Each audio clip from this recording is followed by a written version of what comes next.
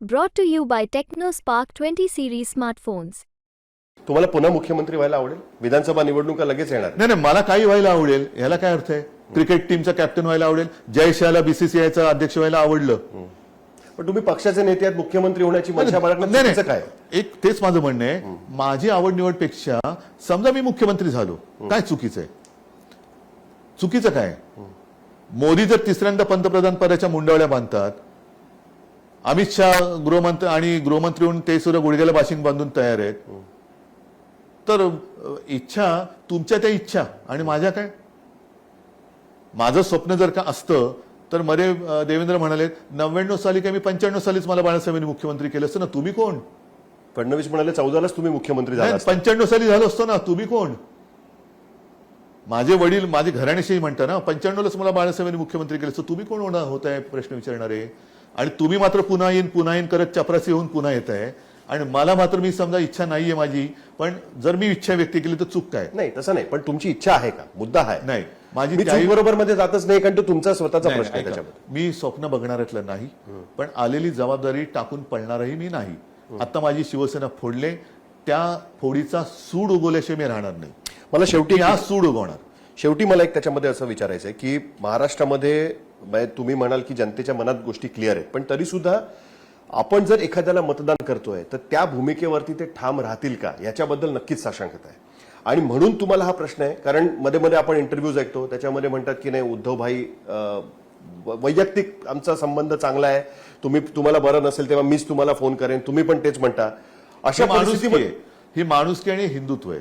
पण अशाबद्दल लोकांना असं वाटायला लागतं की अरे उद्या जर गरज पडली तर पुन्हा एकत्र येऊ शकतात. अजित पवार म्हणतात की महाराष्ट्रामध्ये कोअलिशन पॉलिटिक्स चालणार. कोणाला गरज पडली तर?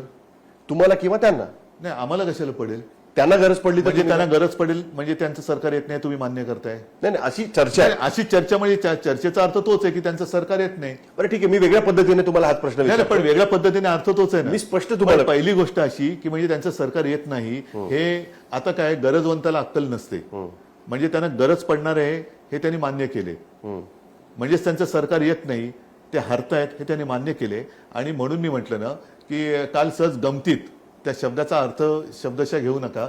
जसं मोदीजींनी डिमॉनिटायझेशन केलेलं आणि त्यांनी काय सांगितलेलं, तुमच्याकडे ज्या नोटा आहेत त्या आज रात्री मध्यरात्रीपासून फक्त कागदाचे तुकडे राहतील, त्यांचं चलनी महत्व आता असणार नाही.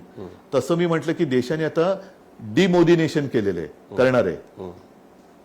डिमोदिनेशन म्हणजेच काय की 4 जूनला नरेंद्र मोदी फक्त नरेंद्र मोदी राहतील, ते पंतप्रधान असणार नाहीत.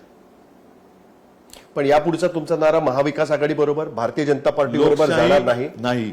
आता मला मी मगाशी पण सांगितलं ते काय पुन्हा तुम्ही नाही नाही नाही म्हणू शकता पाहिजे. नाही नाही नाही, तसं मी बोलणार नाही. आणि ते काय आपत धर्म वगैरे काय म्हणतात ना, तसं तो काय आपत धर्म श्वापत धर्म म्हणजे त्यांचा आहे तो, त्याला मी श्वापत धर्म म्हणतो.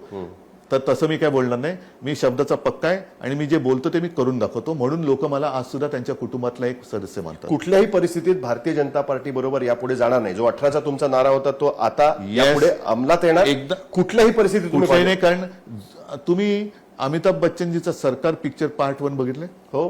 त्याच्यामध्ये त्यांना ती 2 मुलं असतात. हो. एक मुलगा कसा असतो माहितीये, त्याला ते घराबाहेर काढतात.